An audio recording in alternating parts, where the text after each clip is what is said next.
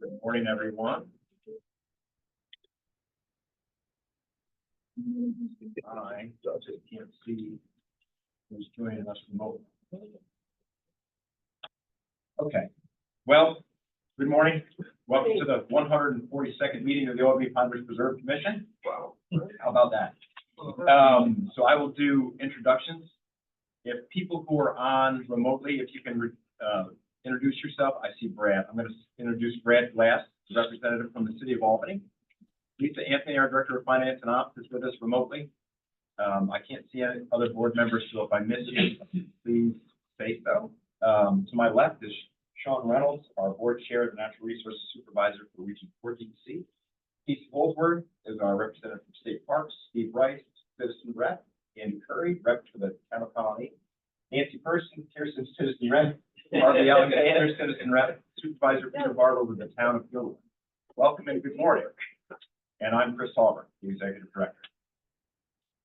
So the first item of business is our minutes. Anybody have any comments on the minutes? Not hearing any. Is there a motion? Sean? Is there a second? Second. Let's say that. Any discussion? All in favor? Thank you. Do we have any members from the public today that wish to speak? Do we have a representative from the Friends of the Pine Ridge community?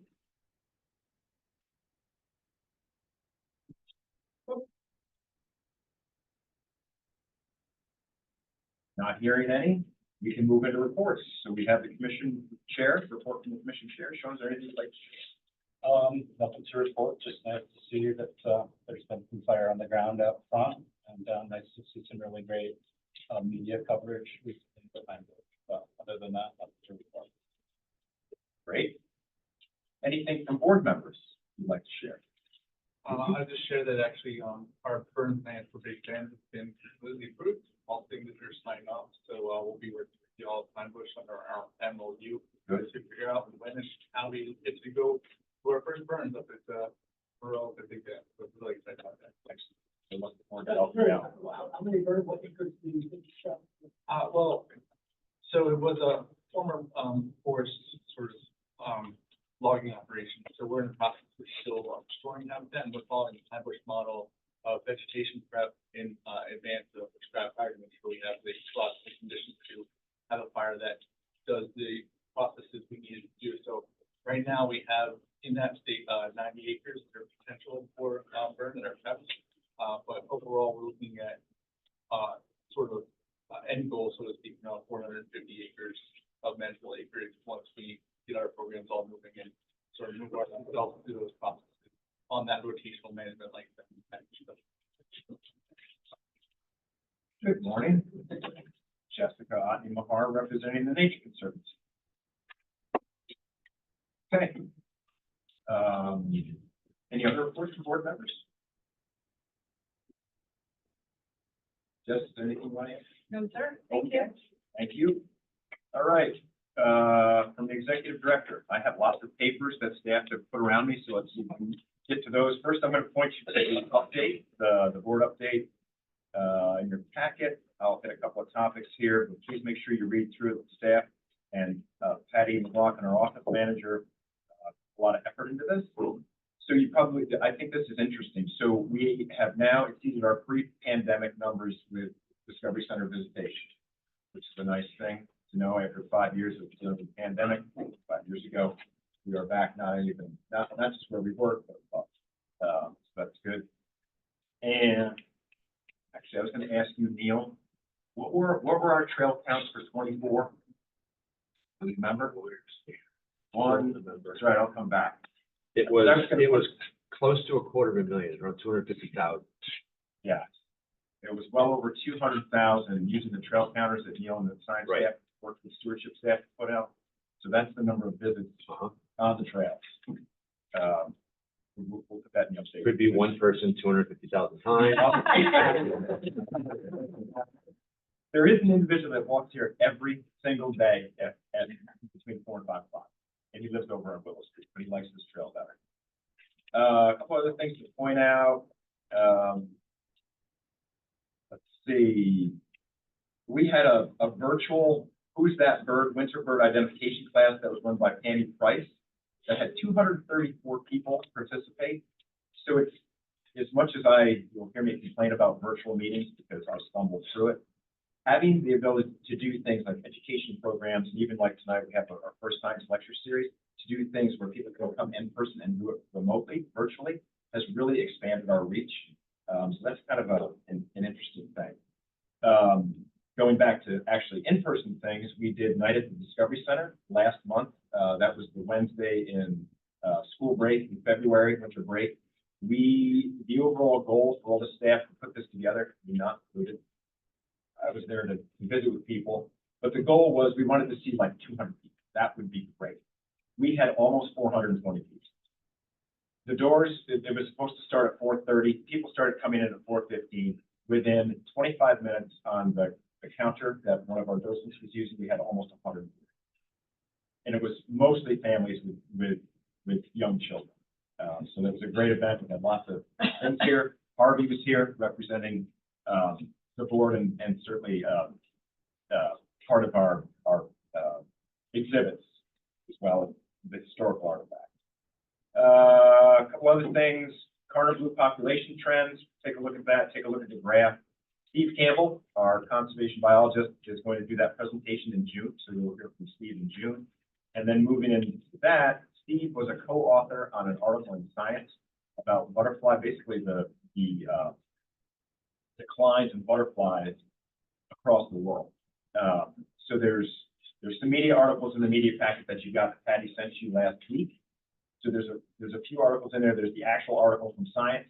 You can see how many other authors were on it. It's a pretty significant evaluation. Steve struggled, of course, was dealing with the media, and they're saying, no, wait a second, your butterfly numbers are going up. And that's clearly the point. If you focus on conservation, you can actually reverse the trend, right? But this is an international study that was even picked up in a newspaper in St. Croix. It's kind of neat. Take a look at that.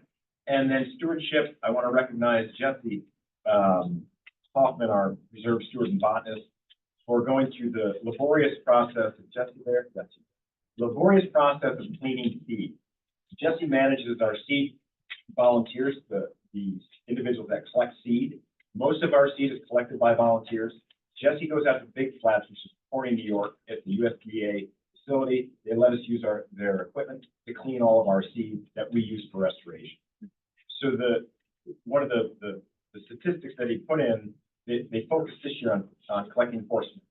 It's a native plant, mint family, obviously. It's a nectar species for the second root of carners.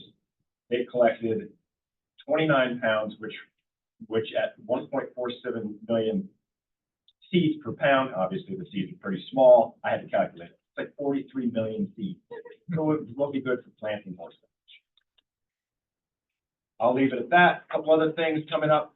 So if you remember last year, we did Lupin Fest. Instead of doing a one-day event, we did a month-long event. So we're doing a passport again, where people can do things with stamp. We're also doing Goose Chase, which is an app you can use to track your progress. This is a mailer that's going to go out. No, Wendy's not there. She's up with the computer. I don't know how many we're mailing. Last year, we mailed about 10,000 of these to folks. So I'm going to pass these around so you can see those. Take a look at that. Science lecture series. Tonight's our first science lecture series. Alex Tildo. This is our second? This is our second one tonight. And there's already more than 100 people signed up. I'll pass that around. The first one isn't on the sheet. Oh, okay. Thanks, Alex. Like I always say, this is here. Community science volunteer opportunities. This is put together by Sarah Riley, other staff. You're going to hear from Sarah today. Sarah's our community connections coordinator. She manages a number of outreach things, but especially our volunteer program. You're going to hear about that right around. And that's enough. Okay. So I think next is our technical committee report. Neil, would you like to do that for us? I'll be there. Yeah, does it matter where I stand? No.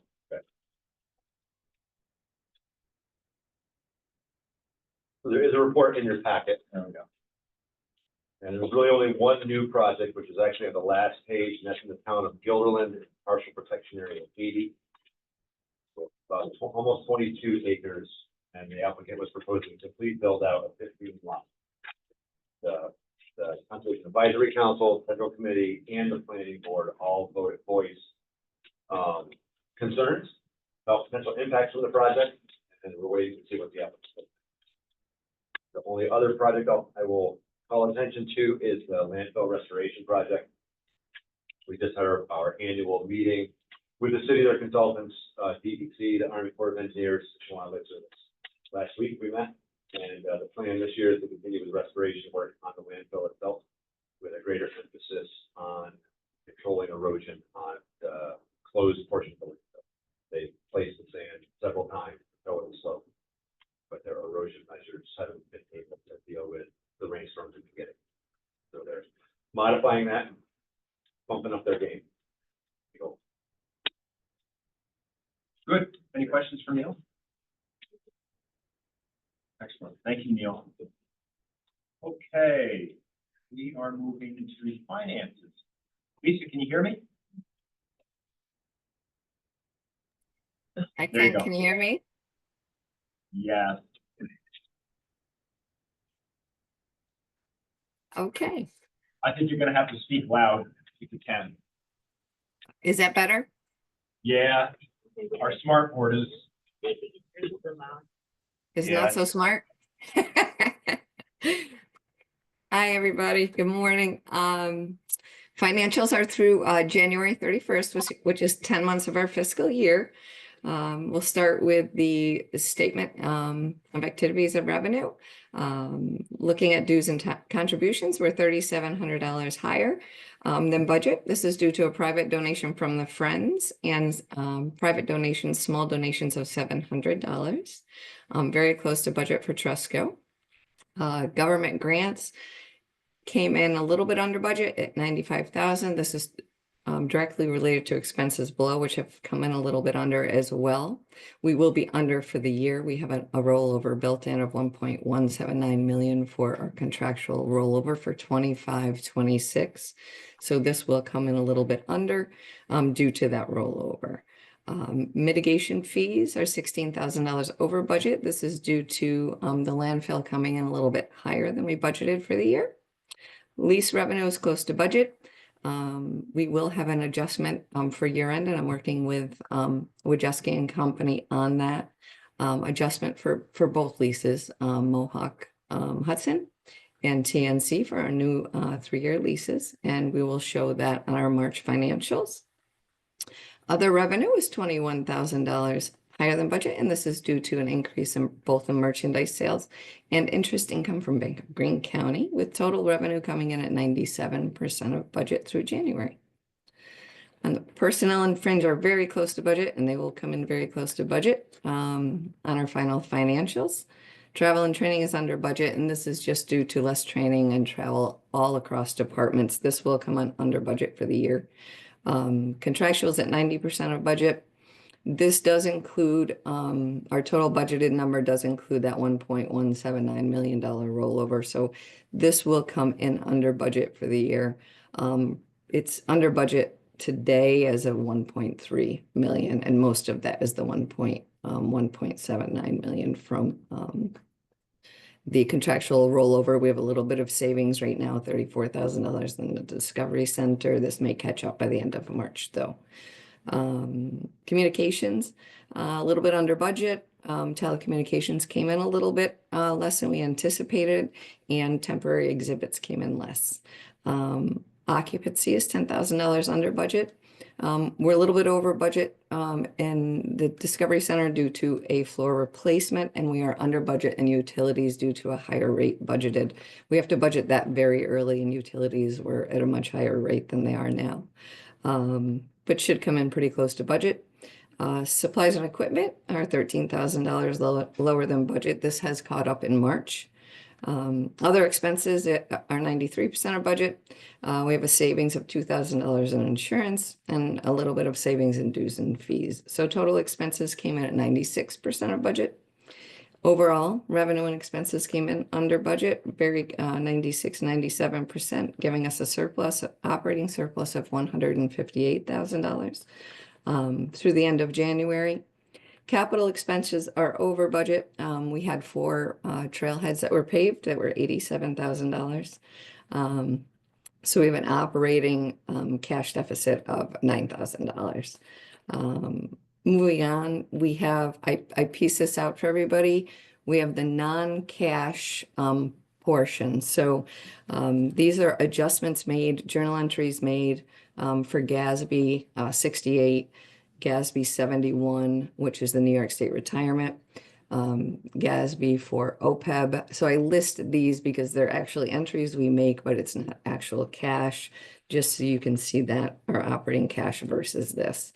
Our New York State Retirement entry, our actual check was $217,000. We booked $278 from the actuarial report. So there's the difference in cash.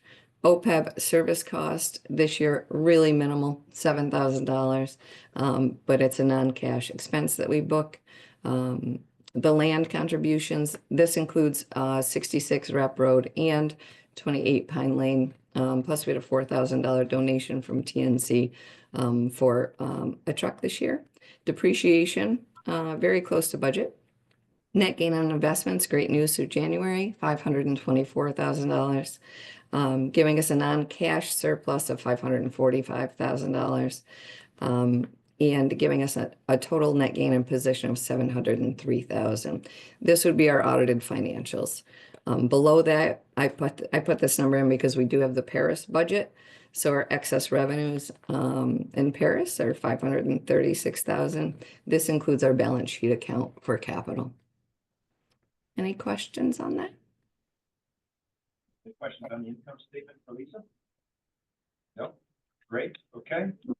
Okay. Anyone else? Yep. Okay. Okay. For assets, cash decreased $414,000. This is just due to DEC money owed for October through December. We have received that payment. We received that payment in February. Grants receivable increased $434,000. This was DEC money owed of $352,000 plus our federal fire grant money owed. We have received everything but $17,000 from the fire grant, the federal grant. This may be outstanding at year end, but very minimal. Accounts receivable increased slightly. This is just due to money owed from the landfill, and this has been paid. Lease receivables is $0. And you will see this adjustment made in March for both leases due to the GASB 87 entries that we have to make. And again, I'm working with Wojcicki with that. Inventory increased $3,000 just due to purchases. We had, as you saw on the revenue side, we had an increase of $9,000 over budget in sales. Investments are prepaid, $16,000 in prepaid. These are 2025-26 expenses that we have to pay this year. This is our workers' comp invoice for next year, and this will increase in March as well. Investments had a gain of $524,000 due to an increase in all 4 funds. Capital assets decreased $46,000. This is just due to purchases made and depreciation expense of $217,000. This is just the net. Land increased non-cash donations of $300,000 for Rep Road and $3,000 for 2830 Pine Lane. On to deferred outflows. You'll see the deferred outflows and the assets. And if you look at the liabilities, the net pension liability, both of these decreases, so not a lot of change this year. This is our actuarial report from the New York State Retirement System, which we pare down into 2 sheets. It's a couple hundred pages from KPMG. And this is just the asset side is the prepayment for next year of $217,000. for next year, 25-26 retirement plan that we have to make, plus changes in assumptions from the actuarial report. So very minimal this year. So down below, giving us an increase in total net assets of 626,000 due to an increase in grants receivable and investments. Onto the liability side, accounts payable and accrued expenses decreased, and this is just due to expenses that were paid from 24-25. Deferred revenue increased $21,000. We were holding two prepaid TNC lease payments. They paid very early, and that $21,000 will zero out in March, as it has. New York State pension liability. Again, looking up at the assets, the deferred outflows versus the pension liability, not a lot of change here, not a lot of difference. So the assets decreased 117,000, liabilities decreased 56,000. And the decrease on that in the actual report has to do with the employer portion that they allocate for us to our liability across the whole pension plan. It decreased slightly, so we had a decrease in the pension liability. Lease liability, this number again will change in March as we record the two new leases that we have, but is now zero. And the OPEB liability, again, very minimal, $7,000. This is just the portion of expense that we have to record this year, the service cost for our OPEB liability expense. And this is from our Milliman actuarial report. Total liabilities decreased 77,000 just due to net pension liability and accrued expenses both decreasing. Capital assets and land increased $257,000, really due to the purchases of capital and our non-cash payments of land. Donations, I'm sorry. Reserved assets remain the same, and unreserved assets increased $446,000, giving an increase in total net assets of $703,000. Reflected an operating gain of $158,000, a gain in investments of $524,000, land donations of $303,000, and depreciation expense of $217,000. So all in all, we're in great shape. Any questions on that? Question, Lisa, on the balance sheet? Okay. Thanks, Okay. Lisa. Investment. In investments, we had a great month as of January 31st. We had a gain in all four funds, 117,000 reserves, 164 net, and the endowment, 11,000 in the Discovery Center, and $35,000 in the OPEB money market. February gains, we actually went over.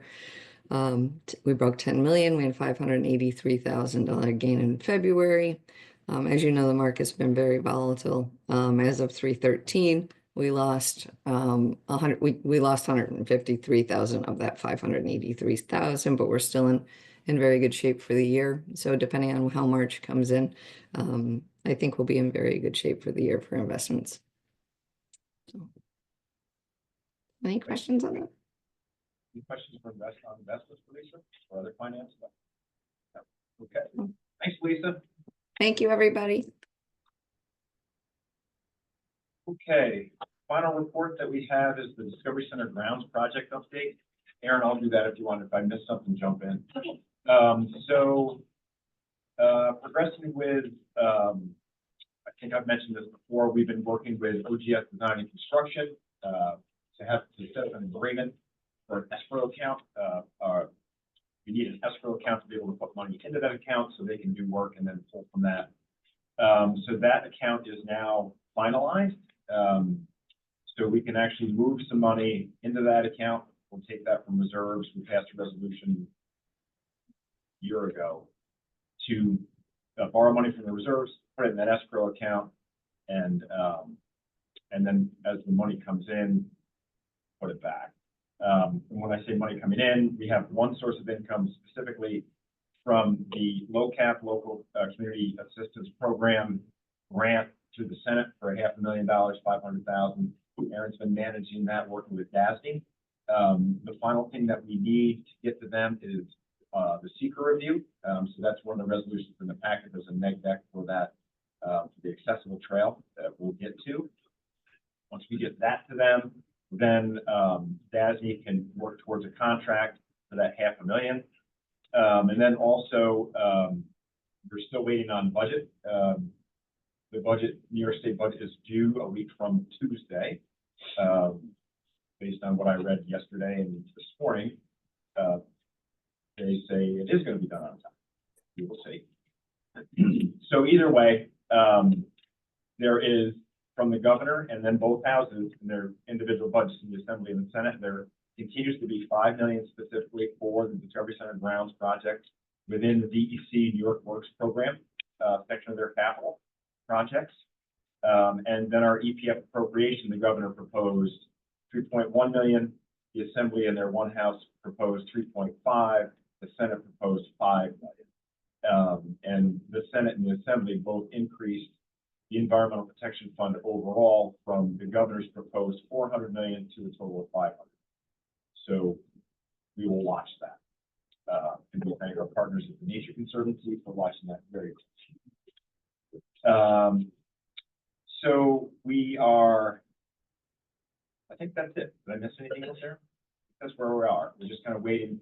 And we have the agreement now with OGS, but I didn't want to put any money into the account until after April 1st, until we finish this fiscal year, because we have to work with jet ski and try and figure out how do we book that? We're borrowing from the reserves, goes into another account. How do we track it until it actually gets spent? So we want to make sure that it's all done correctly from an accounting. That's it. Questions on the grounds project? Progress. All right.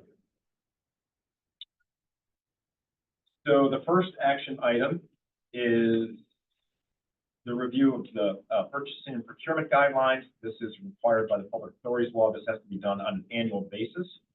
The audit committee reviews these prior to the board getting them. The audit committee met on Friday. There are no changes to the guidelines. So it's the same document that was approved last year. And it's specifically from the Public Authorities Law.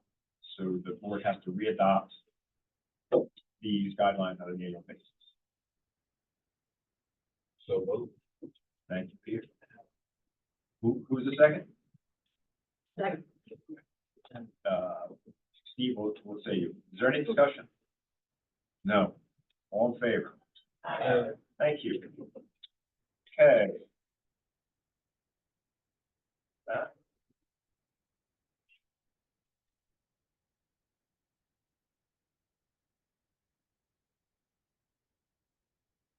Action item B, the second resolution is an application to the Hudson River Valley Greenway Heritage Grant Program. Aaron submitted a grant working with Neil to this program for $1,440, which is 50% of the overall contract, to work with an individual who's done some work with us in the past and has worked with other individuals, Justin Wexler, from Wild Hudson Valley, to research indigenous history in the Pine Ridge Preserve. And then he's going to produce a report. And we would use that report for a number of things, including informing, updating the exhibits, and lots of other things. So basically the narrative for the project is here. I won't go through that in a bunch of detail unless people would like me to. Actually, then I'll ask. So we have to have a resolution for this grant. Their board already approved it. So I ask you to look upon this favorably. Peter, thank you. Is there a second? Sean, okay. Is there any discussion? Should we really do it? Do you want to talk about it? No, it sounds great. It's a great project and it's very inexpensive. Just for that, we're going to have you ready.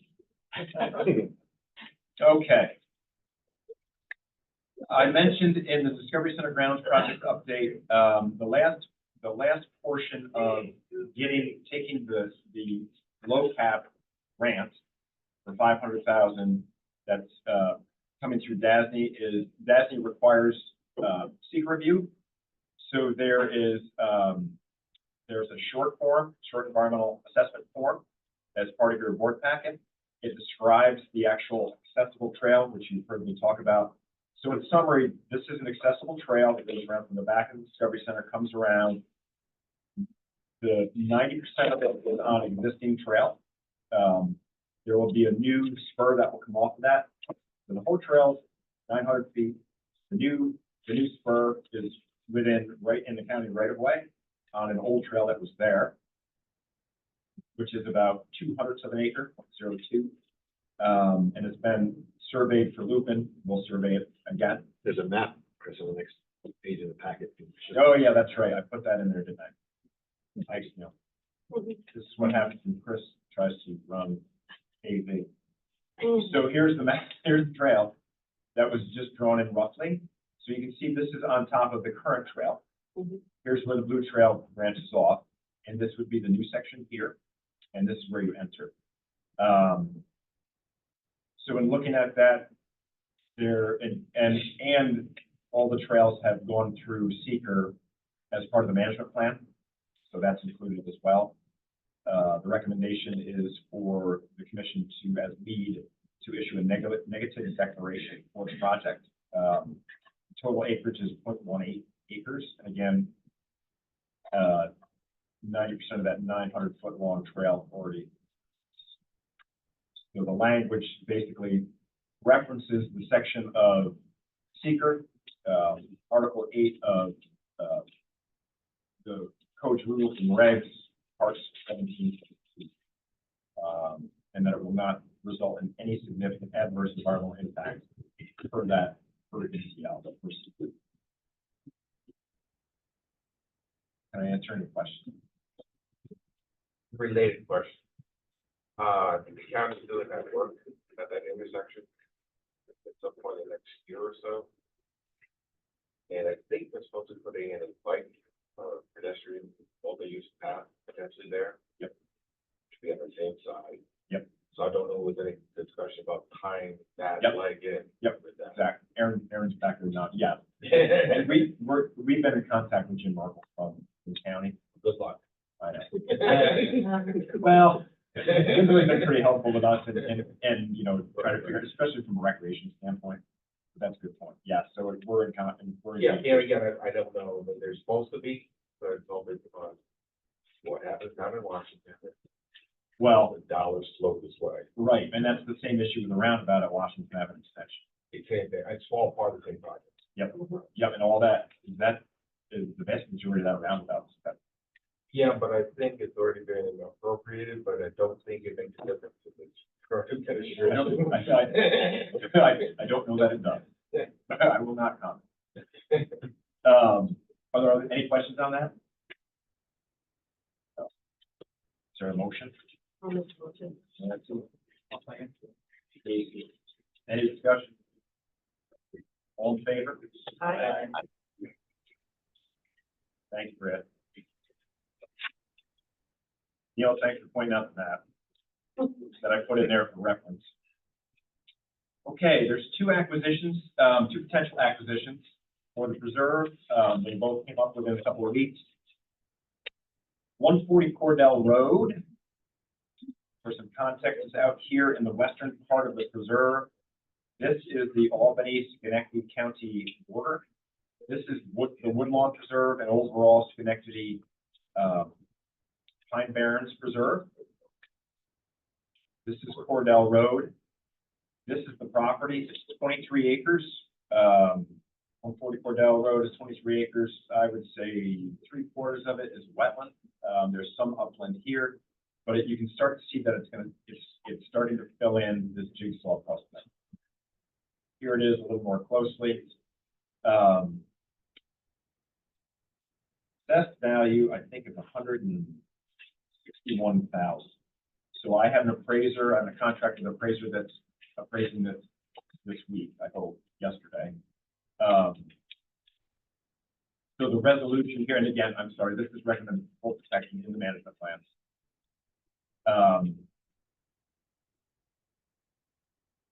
And the resolution is giving the executive director and myself the authority to pursue acquisition of it based on our policy for acquisition and working with one of our law firms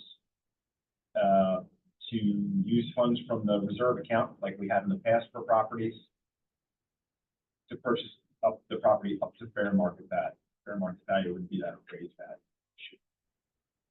I don't know what it would come in at, but if it's assessed at 161, I think it would come in at under 200,000, which is pretty inexpensive for a 23-acre piece of property. That's a great value to the pine bush, but not so much to others. This is a project that I worked on almost 10 years ago to the month with the owners, owned by Calman. And they were going to donate it. I asked them to donate it again, and they said, no, we want to. But they're interested in selling it at a reasonable price. That's kind of that. What kind of restoration do you envision? If we restore anything, it's going to be the front right on the road, Harvey. There's some aspen on it. I don't know if there's any locusts on it. The back is wet. We just leave it alone. And it's actually healthy with the wetlands, forced the wetlands. Can I answer any other questions? Is there a motion? So moved. Harvey? Second? Sean? Thank you. Is there any discussion? All in favor? Aye. Okay, we have one other property here. 31 East Old State Road. 31 East Old State Road. Here's some context. This is in the town of Albany. This is where East Old State Road comes through and crosses the thruway. This is an area that we've restored significantly over the past several years. This is Pine Haven Golf Course. This is one of the largest remaining open space areas in the preserve that's recommended for full protection. This parcel, this is in Albany for the house, and so is this one. This parcel just came on the market. It's listed with a realtor. It's listed at 240,000, assessed at 141,000. That same appraiser who's appraising the property I just showed you previously, 144 Dell Road, is appraising this as well.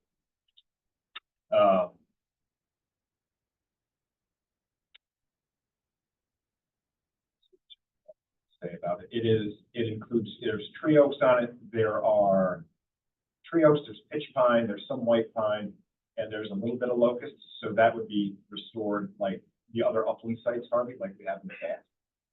The plan. And this, by acquiring this property, it kind of gives us a leg up on this. When it comes on the market or working with the property owner, we've never had success in having any good conversations with that property owner about a sale. This will help. So again, this is the same resolution.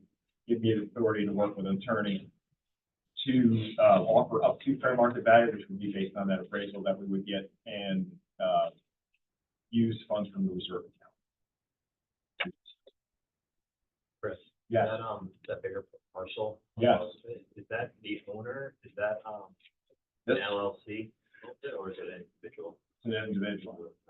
This is too. This is owned by an individual. This had an approved subdivision within Gilliland a few years ago, like many years ago, and it's expired. So there's no approvals for anything, and it's its own residential. Yeah, they're all like solar. Yep. Yeah. Yep, the access is here. It's a great property for addition to the preserve. It's a complicated property in my opinion. If you wanted to put one house, three houses, the original subdivision was divided for 3 lots, but it's a little complicated. So we may be one of the best options for the seller. Chris, is that a national grid right away that kind of goes up there? This Yeah. is, yeah. There you go. So here's that National Grid right away here, comes down. There's also this, there's an interesting, it comes through the corner of this property. Yeah. There's this lower, smaller power line that feeds this, which is that Blackberry States Bank. I think, so Yeah, then the power line that's that- where they had flooding issues. So that lead that would extend across this potential property here. Say that again, I'm sorry. I'm sorry, does that lead then go across the? This? Yeah. It does, it's right in the corner. Yep. So I'm interested to see, I assume it's National Grid's, but the appraisal will pick it up. That portion of the Natural Grid power line part of sort of any management agreements Yep. we have already. This is not, this one definitely, No, yeah. Yep. that is. Yeah. Sort of. The rest of that line is we manage it under the HCP that they have with the feds. But not that, but not that section. Not the section that would connect those two. Not this Correct. thing. Between the Oh, no, thruway yeah, and no, the thruway and I'm talking Kings about the Road. section that already have it. Yep. Okay. Yep. First, I know that bridge is redone, I think fairly recently, a couple of years ago. I thought they modified the approaches in both directions. They did, but Widened it a little bit. they put they put the bridge, they constructed the bridge to make it wide enough for both ped and bike access, Right. but they didn't for the approaches. They tightened it and the guardrails were too tight. That's what the two-way. Okay. And we'd have to, I mean, you'd have to get an approval to cut the guardrail, Right. to get in. No, that was,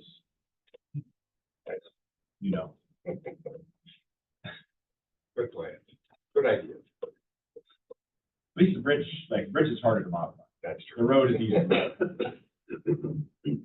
Are there other questions I can answer? Okay. Is there a motion? Simple. Peter. Second? Steve, any discussion? All in favor? Thank you. Okay. So I am going to take us back to the agenda, and we are going to move into our presentations. We have with us Susan Zondro. Susan is our relationship manager with Key Private Bank. Susan has the investment deck to hand out. Thank you for being here, Susan. My pleasure. Good morning, everybody.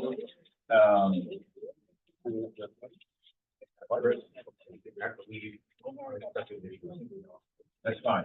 Okay. Okay. Thank you for being. Okay. Thank you. Yeah, I'm gonna ask. Emily, are you with us? Hi, yes, can you hear me? Oh, Yeah. there she is. There you are. Excellent. Yep. Thank you. Thank you. Can you see me also? We can see you, we can Okay. hear you. Good. Perfect. Good morning, everybody. Susan Zonger and Chris Seth with Key Private Bank. Thank you for having us. Ken Kavinsky is our investment consultant for Albany Pine Bush, but unfortunately he cannot be here today. And luckily we have Emily, who is also on the investment of the institutional advisors team. And Emily works very closely with Ken, our chief investment office. So Emily, thanks for joining today. She's in Denver, so it's pretty early there. So I don't know if you had your coffee yet, but we're probably in our cup here. So, but everybody has a copy of the presentation. Emily, I'm sure you probably can share the screen. Absolutely. You can go ahead and share the presentation if you'd like. Yep, And I'll- hold on. Let me do that here. We usually use Teams, so I just gotta, oh, here we go. I got it. Somehow that All right. is- All right, let me know if you can see that. Looks good. Yep, Okay, got it. perfect. Well, thank you everyone for taking the time and allowing me to be here today in place of Ken. I know you have a packed agenda, so I'm going to take about 20 minutes to go through this presentation, but feel free to chime in with any questions as I go. I'd love it to be interactive and make sure that I address any questions that you have.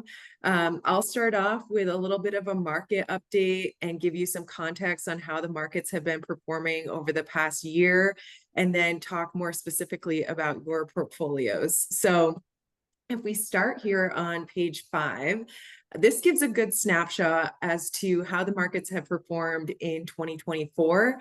So if you look at this slide, the gray bars and the black bars actually both represent the full calendar year of 2024.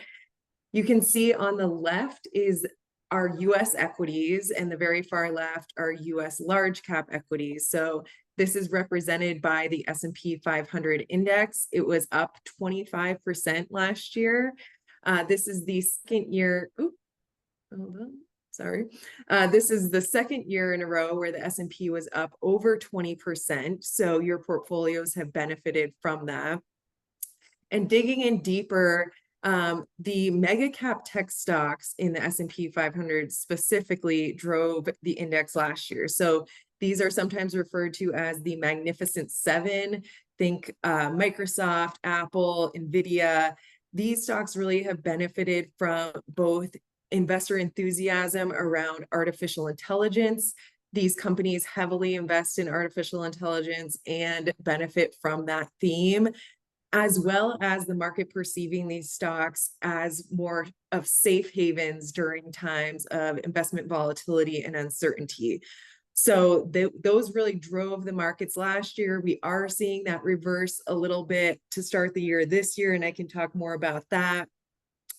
A couple other notable things on this page. If we look at US small and mid caps, they did underperform large caps last year, but we are starting to see that reverse as well. So there is more of a broadening out, we call it, in the markets, where other asset classes are starting to outperform from what we've been seeing recently, with large caps outperforming. Within fixed income markets generally benefit when interest rates come down. So last year, the Federal Reserve cut interest rates 3 times. That boosted both fixed income and equity markets.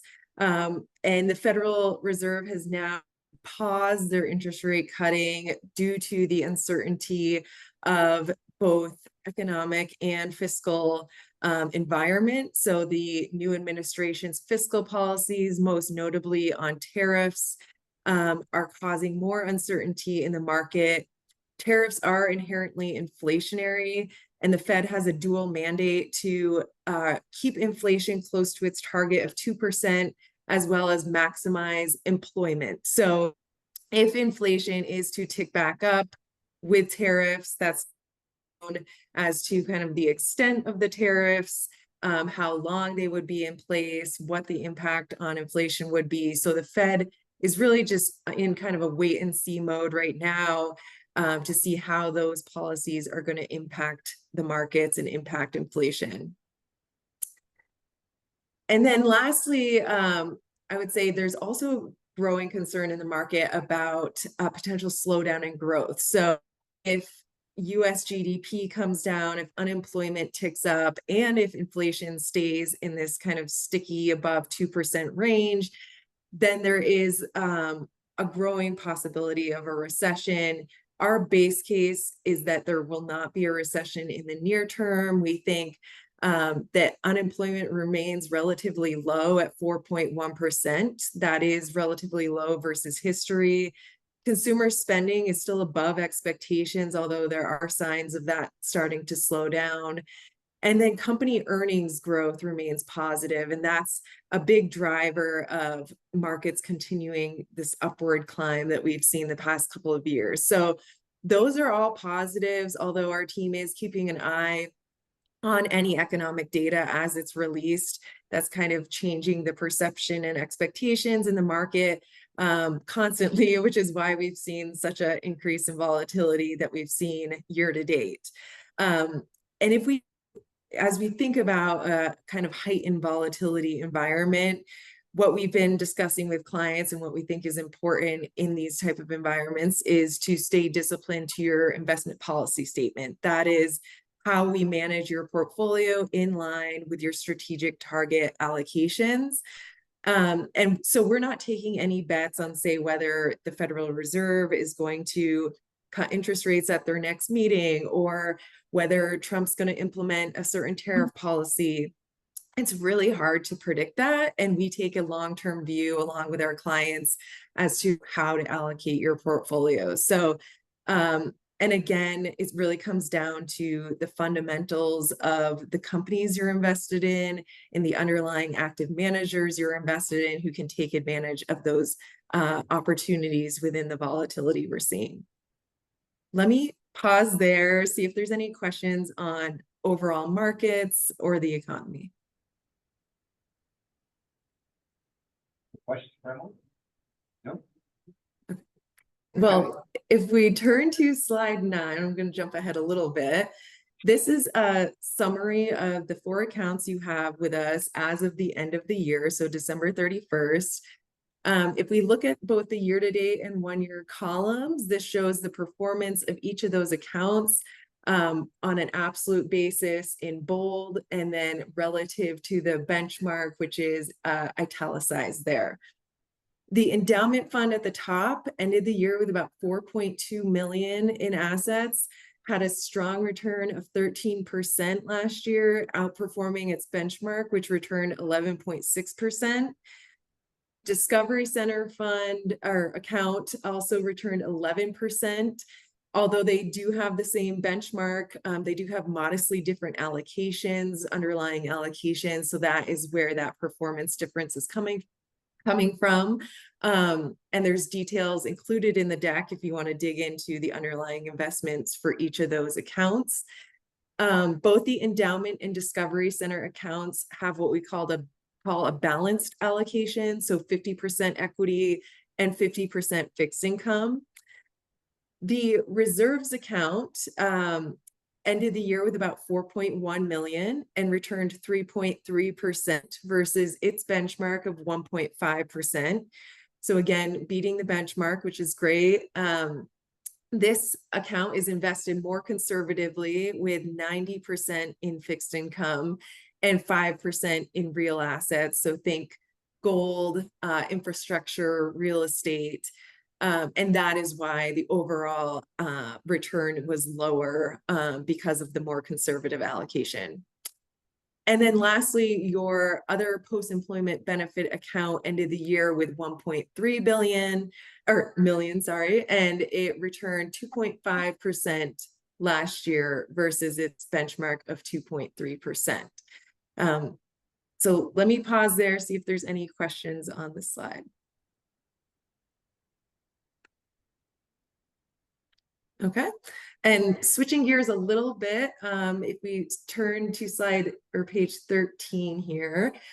So this is for each account, we have a page in the deck that shows this investment compliance. We include this for all our client meetings. This is how we show that we are staying in line with your strategic allocations within your investment policy statement. This slide shows for the endowment account, you have a target allocation for each of the major asset classes. So equities, your target is 50%. You have a range from 40 to 60%. So our mandate is to stay in line with those ranges. And in the current environment, we are trying to stay close to those target ranges because of all of the volatility. We're not making bets on, say, overweighting or underweighting equities, fixed income, real assets, etc. So you can see that we are in line with your target allocations here, and similarly for all the other accounts as well. So this is an important page just to show that we are staying true to your investment policy statement, and that's how we manage the portfolio. If there were any changes to how you want to allocate to the underlying accounts, we would note that in your investment policy statement and then adjust accordingly. Question? Yep. Just curious, how often do you balance, how frequently do you balance? rebalance the portfolio. So typically, I would say, I can't speak for Ken because he's the one really going in there and managing the portfolio. But I would say at least on a quarterly basis, we would look at the portfolio and make sure that we would rebalance if anything is really kind of out of line. And by out of line, I would say probably 3% to 5% away from the target that we're trying to reach. So say equities got up to 55% and he wanted to trim that back and add some to fixed income if that was lower than our target. So I would say at least quarterly, unless there was big moves in the market where we didn't see a rebound, then we would make some adjustments there. Thank you. Yep. I have a question too. Sure. With the uncertainty of the market, would you recommend higher cash balance?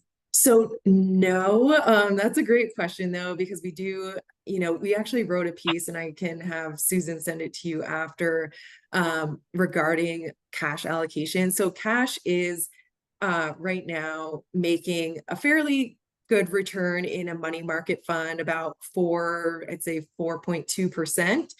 However, we've also done research, and we can send this. If you have a large allocation to cash, it is very hard to time the market. So for example, last year, if you were worried about what markets were doing and uncertainty, you would have missed that 25% upside in the S&P 500, for example. So there is, I think, sticking to your strategic allocation is the best path in times of volatility and uncertainty for long-term investors. If there was a need from your end, say for short-term cash needs where you needed liquidity, say in 6 months, then we would recommend putting whatever you need into either cash or a short-term fixed income portfolio where you can easily access that liquidity. But for long-term investment, it is very difficult to time the market, and therefore you could be missing out on upside. And the other piece of this is you do have active managers in your portfolio who are trying to take advantage of kind of a dislocation between fundamentals of companies and their valuations. So if you have a certain company that is selling off because it sold off in sympathy with, say, tech stocks, but the underlying fundamentals and growth prospects of that company are still very strong, then you can actually buy that company at a cheaper price in that environment. So over the long run, I think it's, the best strategy is to kind of stay consistent with your investment policy statement.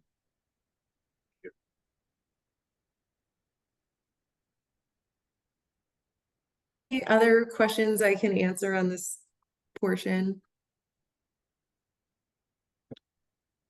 Okay, so the rest of the deck has more details for each of the accounts on your overall allocation. So this is a little bit more granular view of how you're allocated within the endowment fund across US equities, international equities, and fixed income. And then you can see the history and change over time. And then going forward, within each of those asset classes, you can see the breakdown of what you're invested in each asset class. So you do have active managers within the mid-cap, small-cap, international, and emerging market space, also within fixed income. So again, across the board, they're looking for the best opportunities within those spaces. And then the last piece, this is, again, just long-term performance history for the portfolio, and then calendar year returns as well. And again, another look at both absolute and relative performance by asset class for the portfolio. And then this page is an activity summary. This tells you the market value of your account at the beginning of the year or the beginning of the time period, which was here you can see the beginning of 2024, and then the net additions or net gain in the portfolio. So if you added or contributed cash to the account or took out cash. So you can see you withdrew about 220,000 from this account in the year. The net gain is the market value gain for the portfolio, so positive 470,000. Income generated from fixed income within the portfolio was positive, and then your ending value. So this is a helpful kind of snapshot of the overall activity within the portfolio last year. And then that's really it for each account. We have that laid out for each of your 4 accounts. I'm not going to spend time going through that, but I do want to see if there's any other questions that I can answer for you.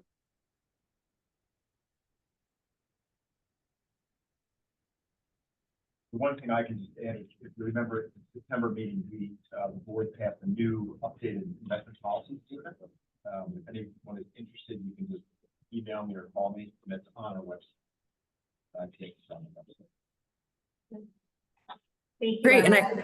and one other thing, I'm sure Ken probably mentioned this to you, but I hope you all had the chance to listen to our national client call that our Chief Investment Office hosted a couple of weeks ago now. If not, we do have a replay that we can send to you. I think it was a great call where they talked about really Trump's first 50 days in office, potential implications of the administration's policies.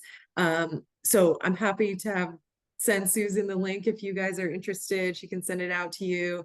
And we also have a weekly podcast that our Chief Investment Office hosts that kind of gives a summary of what's been going on in the markets the past week. So there's a lot of resources. If you're interested, we're happy to connect you with those. Yeah, thanks, Emily. I appreciate you mentioning that. Yeah. Chris, I'll do the reporting. I know we sent you the invite, but if you wanted to send it out to the board. Yeah, We'll if anybody wants it, I can send it. Yeah, it is really good. Yeah. The PDF is good. Yeah, That's a quick, easy. it is a Yeah, good, yeah, I can send that too. perfect. And then I'll also send that, the cost allocation white paper that Emily mentioned.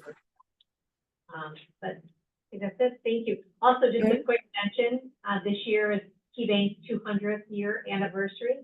So there's going to be lots of celebration in our community. So thank you for working with Key Private Bank and our institutional team. We appreciate working with all of you. And thank you for all you're doing here. Thanks, Susan. Thank you, Emily. Thanks for. Thank you, everyone. Thank Nice to you. meet you. Thanks Bye. so much. Okay. So if anybody wants a copy of the deck, I have them here. I have that electronically as well. So I think we're set. Susan, thanks again for coming and being present for us. Thank you. My pleasure. And let's see, our next presentation is with Sarah Riley. Talk about our volunteer program.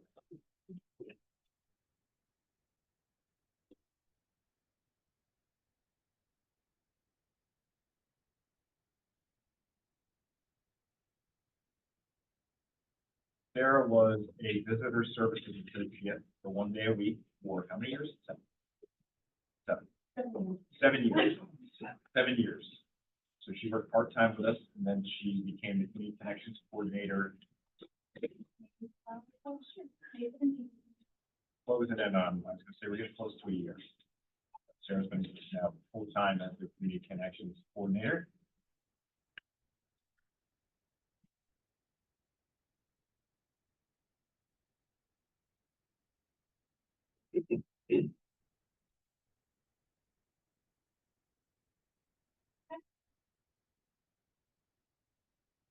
All right, so thank you, everybody. So this presentation was given on January 30th, originally for our volunteers, for a volunteer recognition event that I held here. I wanted to summarize all that our volunteers did in 2024 because we have a pretty extensive and involved volunteer program. And I want our volunteers not only to feel recognized, but to see all the opportunities that are also available to them to get more involved if they so choose. For the sake of time, I'm going to kind of read through this a little quickly, but I'm happy to answer any questions. And at the end, I do have a packet kind of with a highlight reel of this presentation as well. So Just to clarify, these are all numbers from 2024. So just to keep that in mind, I know we're, in the first quarter of this year, but I wanted to go over the ways that they contributed, whether that be through hours or projects that they helped out on. I wanted to start with our docent program because that is how many visitors to our Discovery Centers start their time here. Our docents are often the first point of contact with the visitors. And in 2024, we ended the year with 22 docents, 7 new joined the team and were trained and onboarded. They helped out significantly on some of our special events, including Museum Store Sunday, held here in the Discovery Center. And a few individuals stepped in to help start learning how to work our phone and our register in case staff had to step away for a moment. In total, docents donated over 215 hours of their time. That is just log time in our volunteer software and helped greet the over 13,000 visitors that we did have in the Discovery Center. Our Trailside Interpretation program is meant to greet the nature bus. So over 13 different days, we had volunteers donate 25 hours of their time waiting at the locations where the nature bus would be stopping to help greet those visitors who may be visiting to the Discovery Center or the Albany Pine Reserve for the first time, to give them a little orientation and background on why this ecosystem is so unique and special. Our bird branding program gained a lot of interest last year and expanded numbers quite a bit. So over the year, over the course of the dancing season, there were new faces present throughout the mornings between mass and fall migration. So individuals step in to help learn from our staff and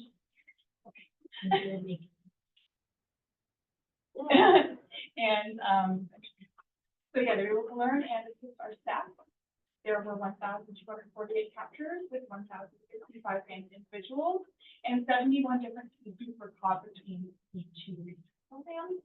The most common one being the great bird. Those are the 10 most common species. I just think that's a fun little infographic to share. Our naturalist program is a very involved group of volunteers. They are overseen by preserve naturalist and educator Penny Price, and they give us trail reports whenever they go out. They'll often interact with other visitors to the trails, providing information, along with a series of other projects. One of those things that we see on this trail report is the way that visitors are using the trails and things that they talk about. So we can see that we had the Nationals had a lot of discussion with volunteers during, when Carnival was flying, during Lucan Fest, which is again coming soon. We also kind of get a more in-depth view of how people are using these trails day to day, whether that be birding and walking their dogs, taking photos, however that may be. Our volunteer naturalists logged 295 hours in our volunteer software, but I want to note that that is a big underestimate of how many hours they actually contributed to walking their trails, because they visited the trailhead 320 times in 2024. Again, they encountered 1,881 visitors, engaging with 1,377 of them. That can be anything from a hello to helping identify a species to giving kind of an orientation to where they are in the trails and what else might be out there. They also helped out on a photo print project throughout the year. These are taken at Great June, in January, June, and December. So we have one every month from multiple naturalists and chronicling the changes at the photo. Our program assistants and volunteer educators helped on 16 programs last year, donating 34 hours of their time.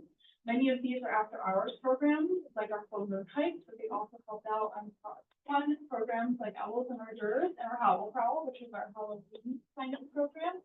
And we're working on providing more opportunities for volunteers to get involved in our programming this year.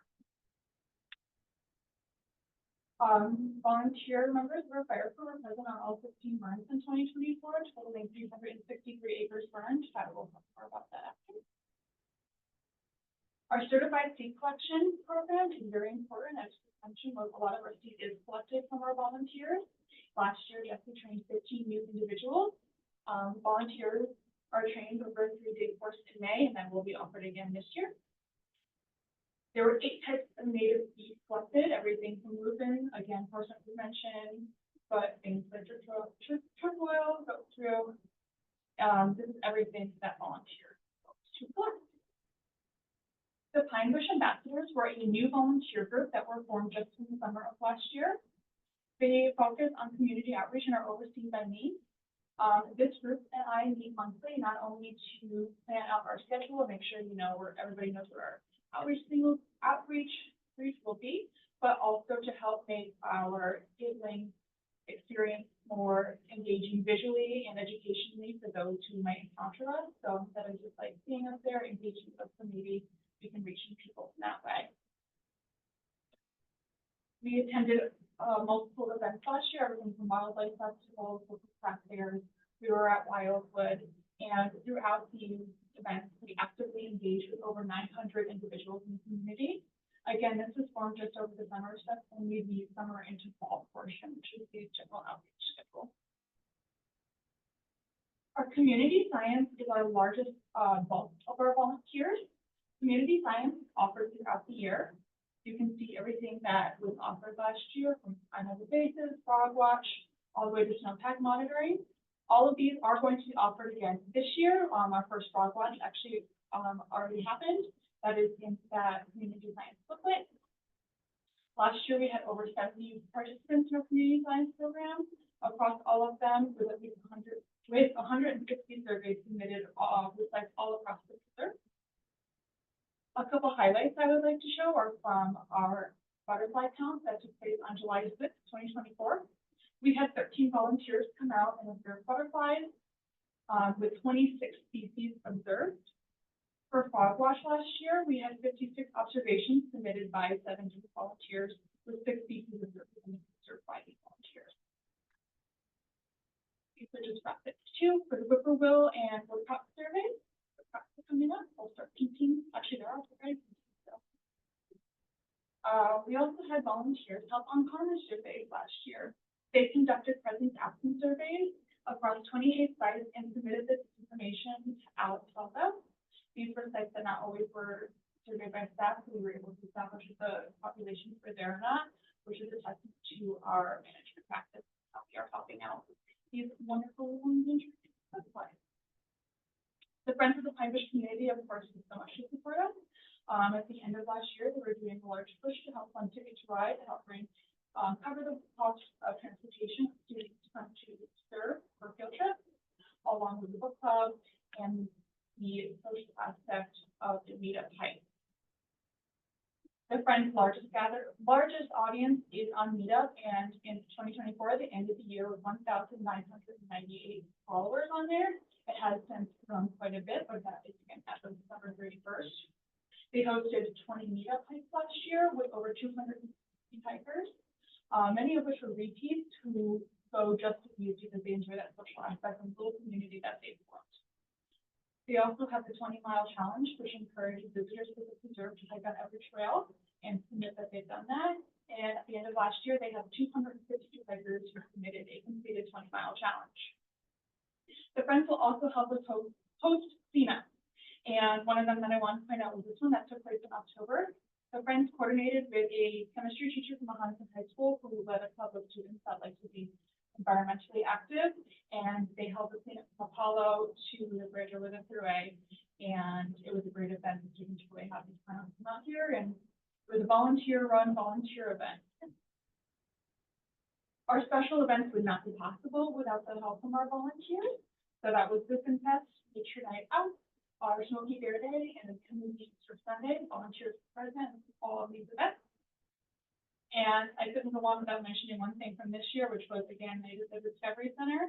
As just mentioned, we had over 400 visitors, and this night would not have been complete if we did not have the help from the 14 volunteers who came out that evening.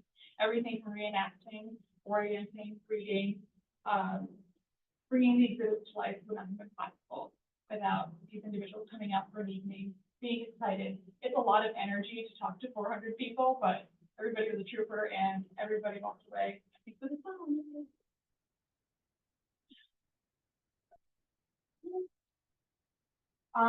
In 2024, we had several different groups come to volunteer for a day at the reserve.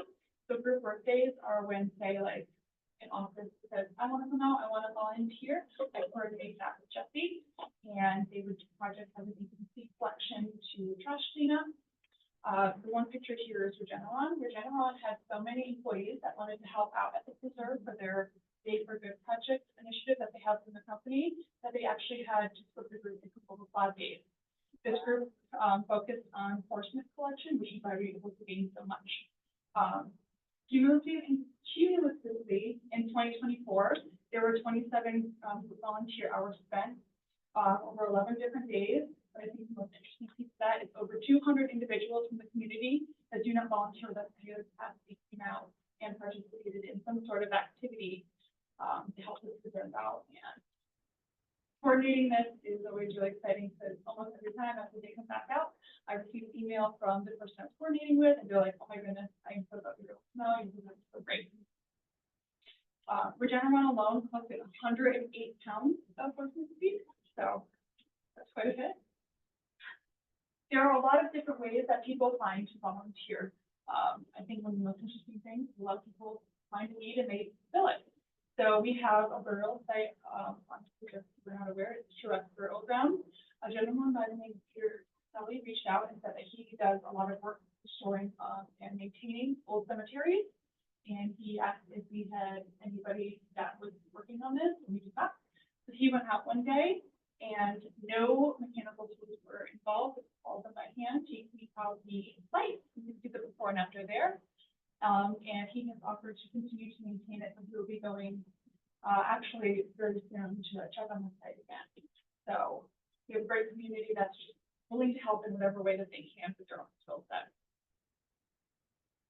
With the invitation that I sent out to the volunteers for our volunteer recognition event, there was also surveys that they could provide feedback if they'd like to. And on that, I asked people to show the way that they volunteer. And while this graphic is just from that survey, it is reflective of our overall record, where you can see the largest bulk of our volunteer base is in community science, but also pretty well even split between docents, naturalists, program assistants. Our ambassador program is growing. And then again, that little other portion for individuals just have a skill they would like to share with us. At the heart of volunteering is always, of course, people. So I just wanted to take a moment to highlight 12 of the individuals that were nominated and selected for Volunteer of the Month from the year last year. These individuals varied from members of the Friends Board, seed collectors, naturalists, docents, and one of my favorite parts of my job is reading the information they send me when I set up a bio, because everybody leads an interesting life and has a very interesting skill set that they find a way to apply and contribute here. So, with all that being said, in what way can we kind of quantify how that helps us as a commission? And that can be through looking at the financial aspect of having such a strong volunteer base.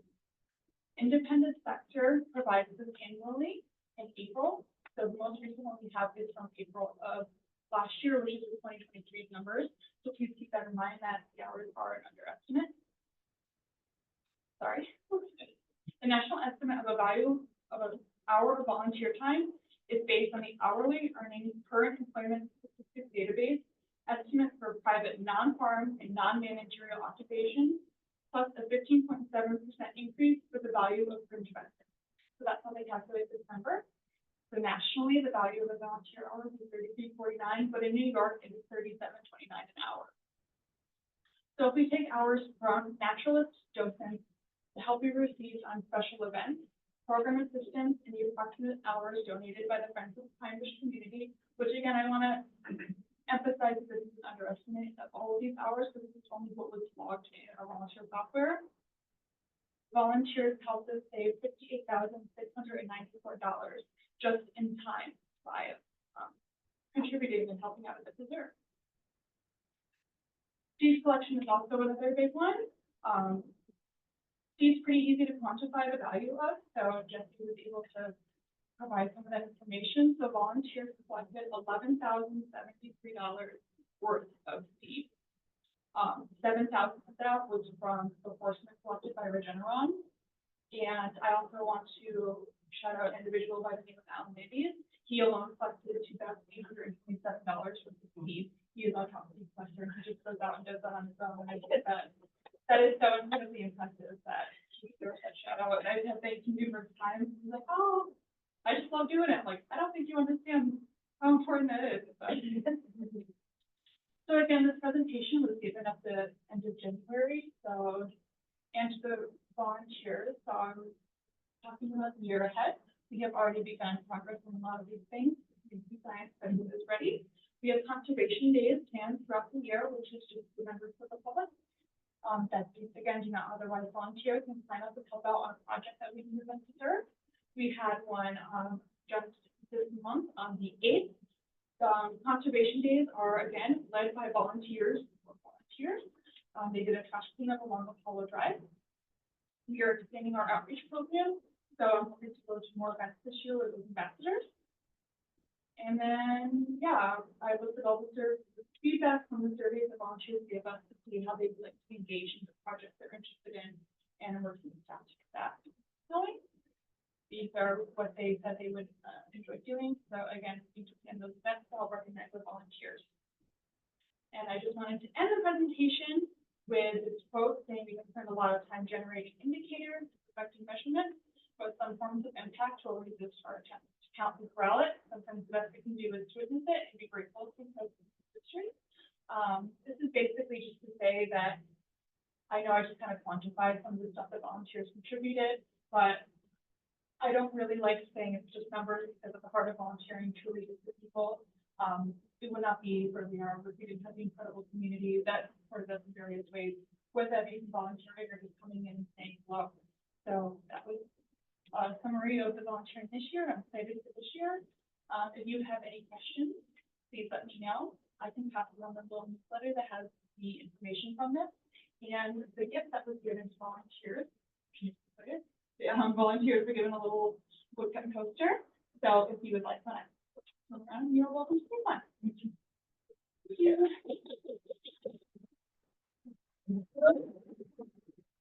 Great.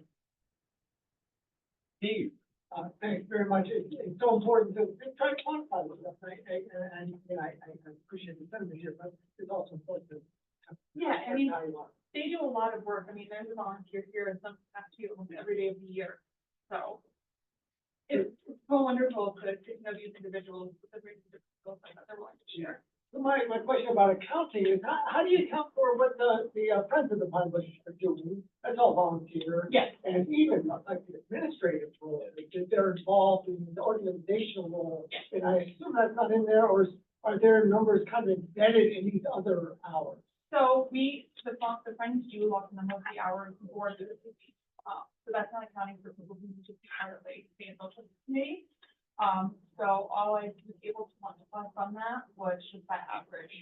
So there's no way to say like exactly how much that hour is worth, but yeah, I mean, some of our board members are quantifying. So that's kind of best way to quantify it is by monthly into that, but. And so your numbers are basically also including, they have a volunteer that they kind of feel is associated with the Friends group. Say they're going on a decline, you're counting those out, right? They're not, they don't have a separate pool of people that you're not counting. Right? No, the volunteers can volunteer in multiple capacities. So whether they're volunteering for an hour as a board or an hour as collecting, you know, kind of averages out the same as the board, by 1 hour of that work. But Fantastic. It's so cool to hear about the general. yeah, it was incredible. I know they want to start this year. You did an excellent job with the presentation. Are there any requirements to be an active volunteer? Like you have to volunteer so many hours, like the docent? We try to give a minimum, so we ask typically 4 hours a month. We don't have a hard line because things are come up. But for different volunteer positions, we do kind of prepare a different background, whether that's just be like a little interview or if you want to talk about the job, make sure that you have the time commitment. But other than that, it's still pretty open. any other questions for Sarah? Thanks, Sarah.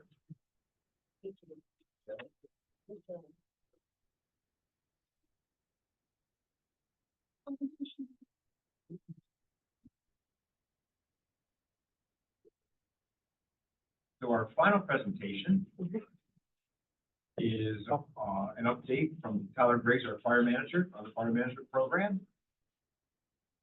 Hey, good morning, everybody. Thank you, Chris. I'm gonna give you a brief 10-minute-ish presentation recapping the 2024 fire season and then project and talk a little bit about the 2025 season as well.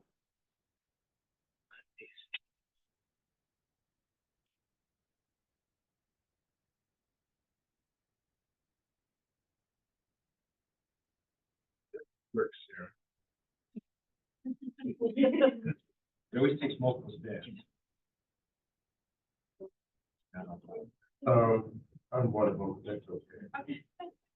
Yeah.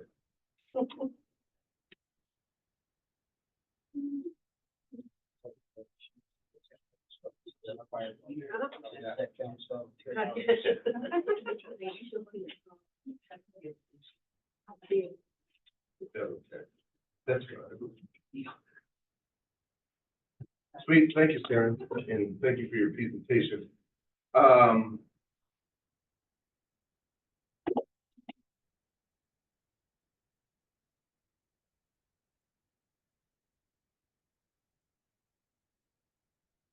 Okay, so at the Albany Pine Bush Preserve, we follow NWCG standards, that's National Wildfire Coordination Group.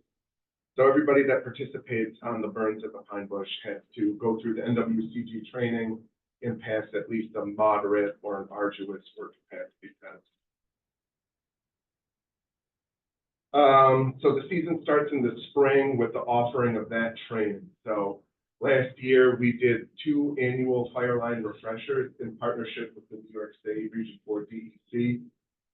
Those were offered on March 29th and 30th, the 29th at Five Rivers Education Center in Delmar, and then on the 30th here at the Pine Bush. So we had 90 people recertify with the training last year, and then we offered the introduction class, and we had 18 new firefighters that were certified. So in Region 4, we did 108 wildland firefighters last year, and it's the most in any region in New York State. Before we actually had that training last year, we did do a controlled burn in February. It was February 8th, 2024. We had a really lame winter, and we were able to burn in February. It was 50 degrees and there was no snow. Our program started in 1991, and that was our earliest burn ever in 33 years. And then in March, our seasonal fire techs came on. And last year, it was Lena Capavani and Todd Company. Todd's back this year. Todd, can you raise your hand? We're extremely fortunate to have Todd's help. Todd retired from a career with the state police as a special investigator in 2018, and this is his 8th year helping us as a fire tech. So I have no real life like that. or I don't know what I want to be when I grow up. So we're incredibly fortunate to have Todd. So thank you so much for coming back. This just shows a map of what we had planned to burn in the 2024 season with the target management units in red. And then I just wanted to show this image here of the tractor and the fire break. So what we do in the spring is we open up all of those black lines around those management units or fire breaks. We use chainsaws, brush cutters, and tractors to open up those fire breaks. Those fire breaks are boundaries that we contain the fire within, in addition to contingency lines outside of it. So back to the map, this is what was planned. And then here in black shows what we actually burned. So last year we had 16 burn days. We burned, we met our goal of 300 acres. So we actually burned 363 acres last year. And I'm going to go through a couple charts now just to show you how that compares to other years. So this is showing number of prescribed fire days. You can see 16, it was equal to the second most we've attempted in a year. 18 is the most that we had done in 23 and 22. This chart shows acres by year, so we were actually at our second most acreage last year at 363. Our highest number was 419 during the 2019 burn year. And this next chart shows number of prescribed fires by month. So this just shows when we're doing most of our burning. You can see the months of April and May stand out, the spring dormant season. Basically between snowmelt and Memorial Day, it's when we get most of our burns done. But we do burn throughout the year, like last year burning in February. And after May, those summer months, those are more mown burns. And then we have a short dormant season in the fall. So in addition to burning here at the Pine Bush, we also assist our partners with prescribed fires. So last year, we assisted New York State DEC with the burn at Lafayetteville, multiple use area that's down in on the east side of the river down in, I think it's Dutchess County. We assisted New York State Parks with 2 burns out at Ganonigan State Historic Site, which is near Victor, New York. We assisted the Nature Conservancy with burns at Wells, Barrens, and Waterboro Preserve. We assisted the U.S. Fish and Wildlife Service with burns at Shawgunk National Wildlife Refuge, which is down near New Paltz, a little southwest there, and also at Great Swamp. And we assisted Massachusetts Fish and Wildlife with some burns. And we do that because they also help us out, so for reciprocal support. In addition to that, one other training we did last year, the last 4 years I've been the lead instructor of the firing operations class down at New York Wildfire and Incident Management Academy. I taught it again last year. It includes a live fire exercise, and last year Todd and Lena came down for students, but that was the class. So that was in October, and then our season ended last year with the Jennings Creek wildfire, which was a fire that burned from November 8th till 22nd down in Orange County last year. Todd and I worked 8 days down there on the fire. We did direct and indirect line construction. We got to set up several Mark III pumps and progressive hose lays behind neighborhoods. And then I was a firing boss one of the days on the largest back burn I've ever done, which is about 500 acres inside. We actually were unable to burn last year after September 5th. We had a really wet August. But then September, it got really dry, and the whole rest of the fall, our Keach Byram drought index was too high, so we were unable to burn. But we did participate on that wildfire. And then the 2025 season has already started, so I went out and assisted with the burn of Francis Crane Wildlife Management Area in February. And then on Tuesday, we had our first burn here at Albany Pine Bush. We burned the field right by the parking lot here, which you can see when you go outside. And then yesterday, we were actually burning with U.S. Fish and Wildlife Service. We picked out a Great Swamp, which is like a 2.5 hour drive. It should play.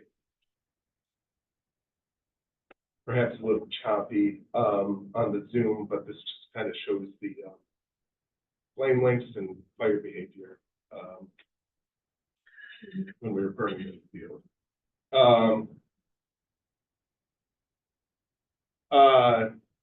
And then that was our crew pictured there on the side. So just wanted to shout out to Sean. Thank you for the support of DEC. So we had 2 regional foresters there and an environmental engineer.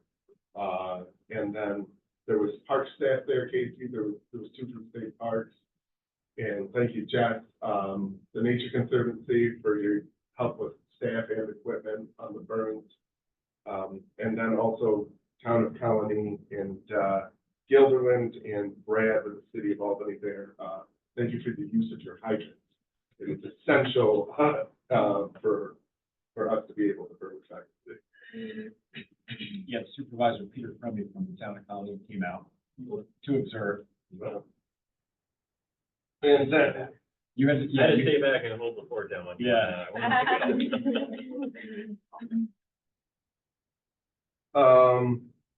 so this is the map of what we have planned to do this year.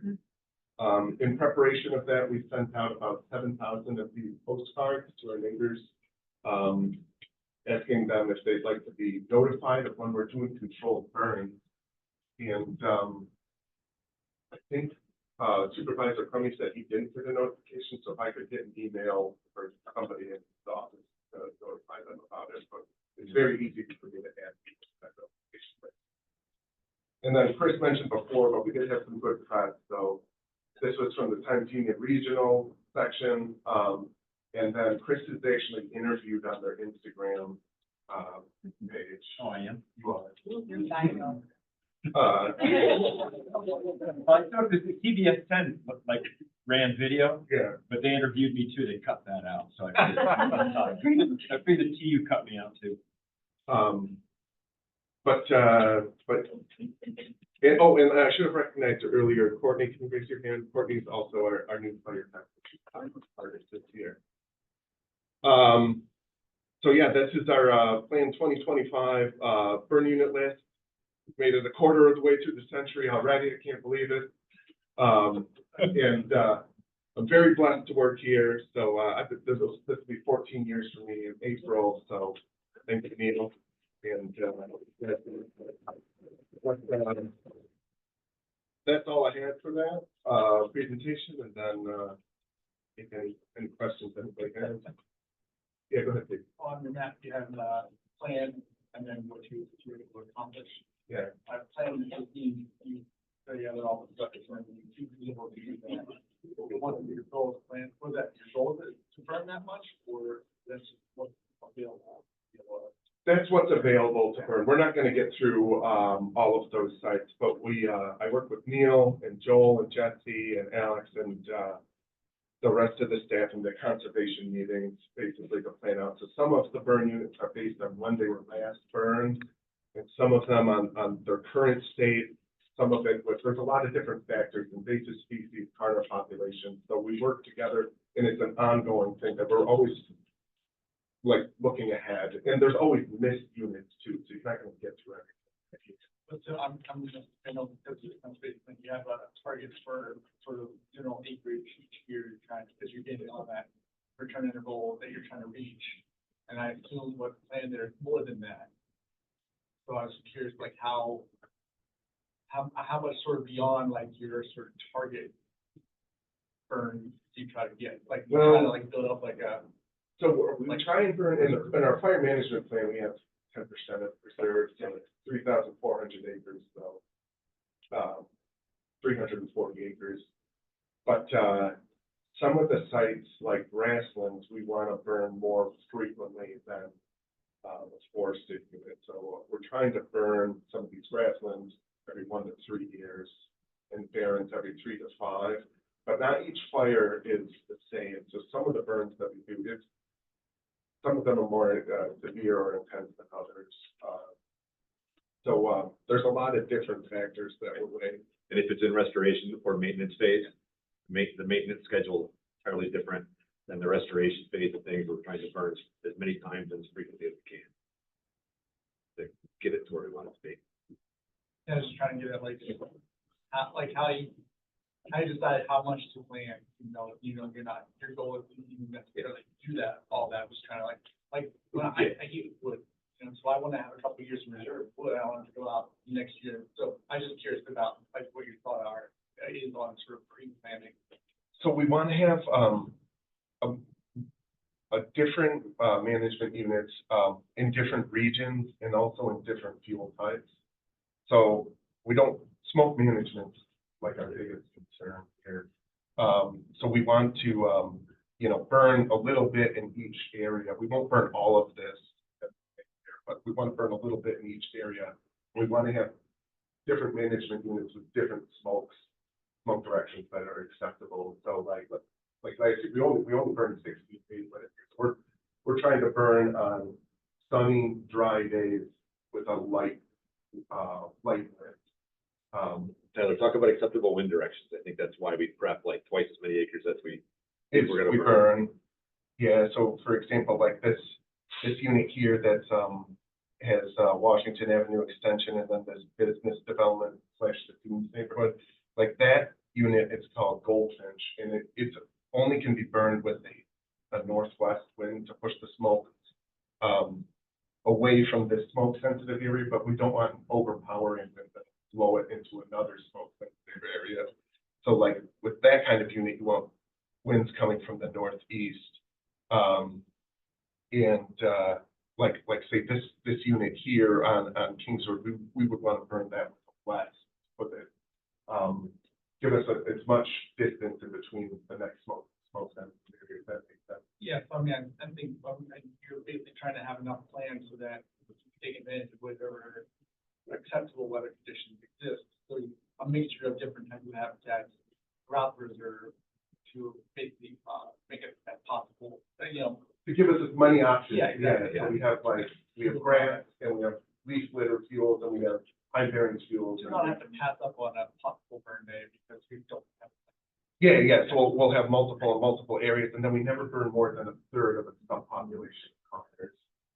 And the first objective of any of these burns is the prescribed burn. It's not a wildfire. It is everybody goes home, so it's public safety and firefighter safety. So we're trying to do these with pre-planning and fire break prep ahead of time and have a safe implementation.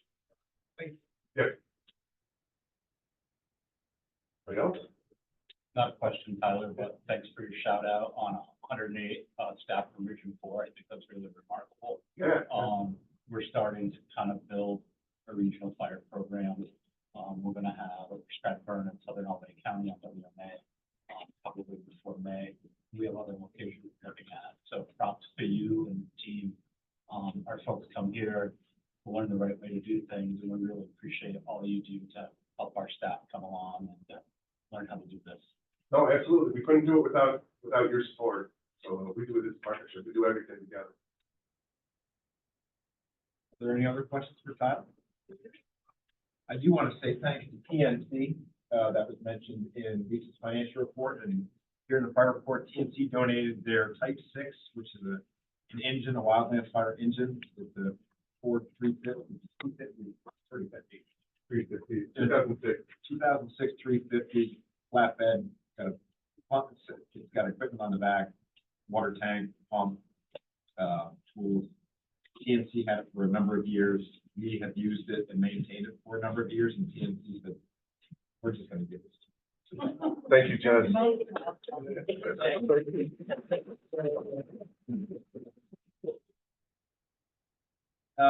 Okay.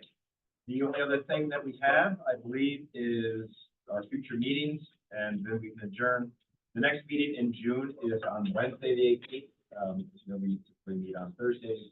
June 19th is the holiday, Juneteenth, so we will meet on the Wednesday prior. And then the meeting after that will be in September on the 18th, back on a Thursday. Anything else anybody wants to add before we adjourn? One last thing I totally forgot until Tyler's presentation. We actually hired Lena, which is the only reason she's not returning as a. So Lena is now making, Corey, you don't have to apologize. On Tuesday. That's a lot of why Lena was like, yeah, I can still do time with stuff too, so happy to, we all want that. Yeah. Awesome. Thanks, Keith.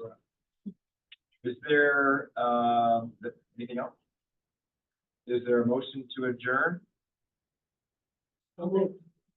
Steve, who's second? Nancy, thank you. All in favor? Thank you. Happy spring, everyone. Thank you for adding.